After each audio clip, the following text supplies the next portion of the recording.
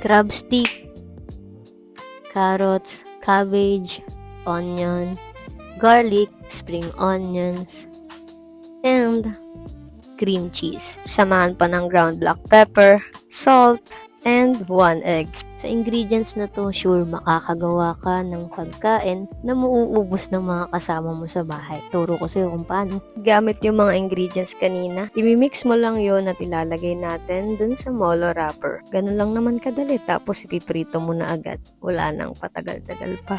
Tawag ko nga pala dito, cheesy veggie crab bites. Pakahaba. Pwedeng-pwede to for snacks, lunch, dinner, midnight snack, at kahit ano pang snack yan, pwede. Kaya kung ako sa'yo, sige na, try mo na.